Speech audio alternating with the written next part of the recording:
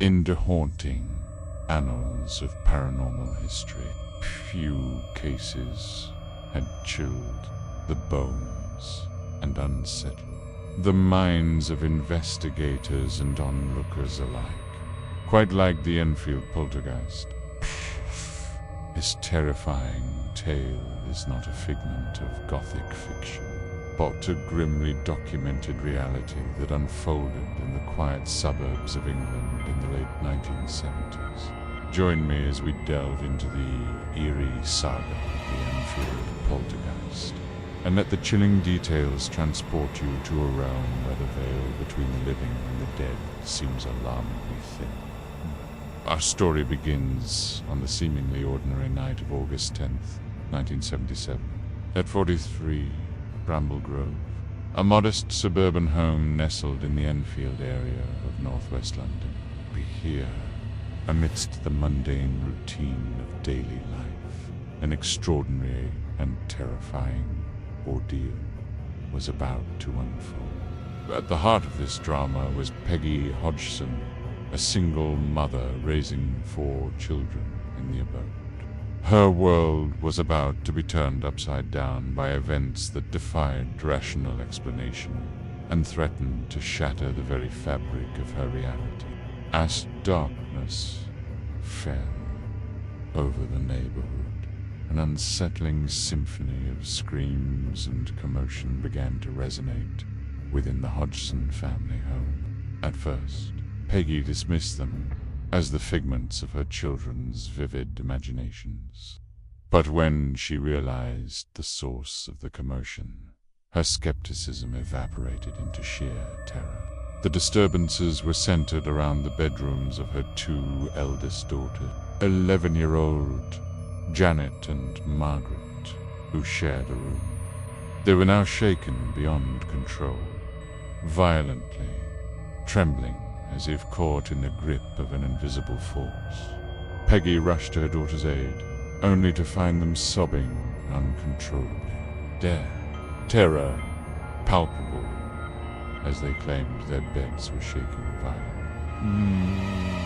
Although initially disbelieving, Peggy soon witnessed phenomena that forced her to confront the possibility that something sinister was afoot.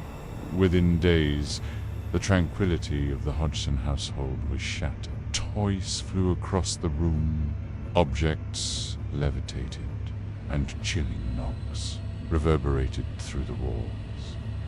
The once safe haven had transformed into a theater of the macabre. Peggy found herself at a loss, desperately seeking an explanation for the escalating chaos.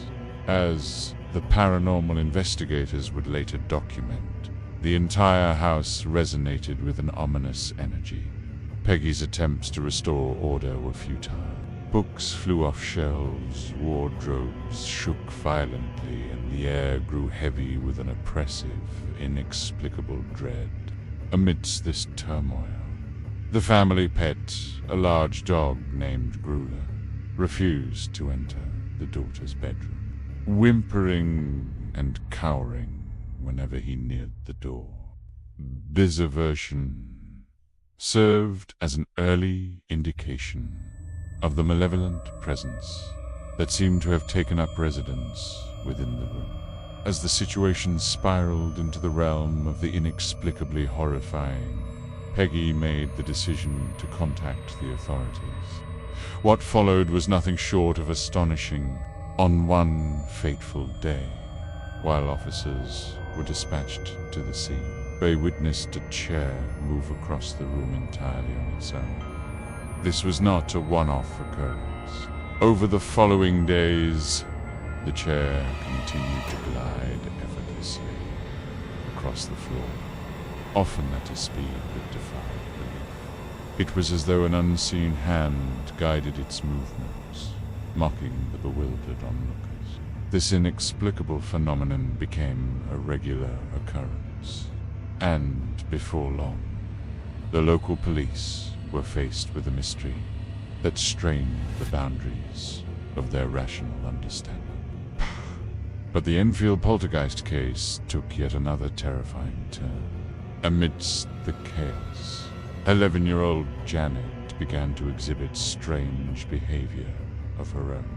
Her demeanor changed dramatically, and she started communicating in a deep, guttural voice that seemed utterly alien to her young frame. It was as if the poltergeist itself had somehow possessed her, using her body as a vessel for its sinister presence. This disturbing development sent shockwaves through the community and raised the stakes of the paranormal investigation to a whole new level. B. The haunting voice emanating from Janet led the entity's investigators to a crucial breakthrough. Through the entity's eerie pronouncements, it identified itself as Bill Wilkins, a man who had resided at 43 Bramble Grove in the 1950s. Intriguingly, he had died in the house under mysterious circumstances, having been found dead in the very same bedroom occupied by Janet and Margaret. The revelation of Bill's identity sent chills down the spines of those present. It was as though the spirit of the past had risen to torment the present, adding to the enigma. Bill provided specific details about his demise, information that only his family knew.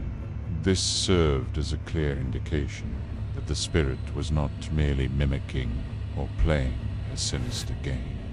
Instead, it was genuinely the ghost of Bill Wilkins seeking to communicate and connect with a world beyond the grave. News of the Enfield Poltergeist quickly spread, drawing the attention of paranormal researchers and enthusiasts from far and wide.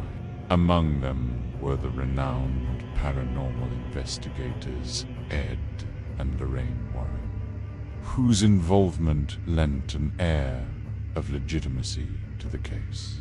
As the investigation deepened, the Warrens and other members of the Society for Psychical Research conducted numerous experiments, and to try and understand the nature of the entity. Their findings only added to the complexity and chilling nature of the case. Electronic voice phenomena, EVPs, were recorded, capturing the entity's voice in the midst of electronic hums. Unexplainable physical disturbances continued to plague the Hodgson family, and even the investigators were sometimes caught off guard by sudden, terrifying occurrences. Despite the mounting evidence, skeptics remained unconvinced. Many argued that the phenomenon could be attributed to natural causes or human intervention. However, the sheer volume and consistency of the events made such explanations increasingly untenable. As the Enfield Poltergeist case captivated the public imagination, media attention intensified.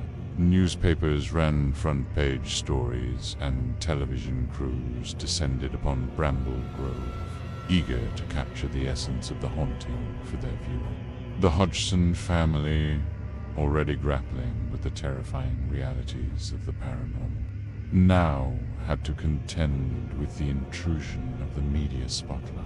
Amidst the chaos, the indomitable spirit of Peggy Hodgson shone through. Pa, a devout Catholic, she turned to her faith for strength and solace, viewing the haunting as a test of her beliefs and resilience. Her unwavering determination to protect her children in the face of the unknown became a beacon of hope in the darkest moments. With the help of her son, Peter, a self-proclaimed skeptic at the time, Peggy documented every event meticulously. This comprehensive record formed the basis of the case files that would later be examined by paranormal investigators. As the haunting dragged on, the emotional toll on the Hodgson family became increasingly apparent. The constant fear and uncertainty took a heavy toll on their mental and physical well-being. Janet, in particular, suffered greatly, not only having to endure the terrifying phenomena, but also dealing with the intense media scrutiny. However, amidst the despair, there were glimmers of support. For a close-knit Enfield community rallied around the family, providing emotional and practical support. Local priests offered their services, conducting exorcisms and blessings to try and drive out the entity. Finally, after an agonizing 2 years, the haunting began to subside. The disturbances lessened in frequency and intensity, and Janet's disturbing vocalizations ceased, while the family was relieved. They knew that the scars left by the experience would forever remain etched in their memory.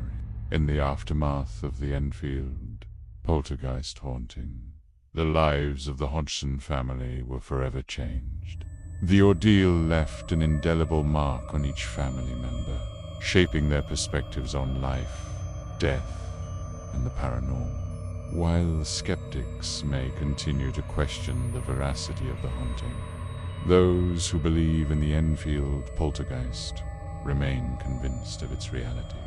The case continues to be a source of fascination and debate, with many arguing that the evidence is too compelling to be ignored. Today, the Enfield Poltergeist stands as one of the most documented and controversial paranormal cases in history.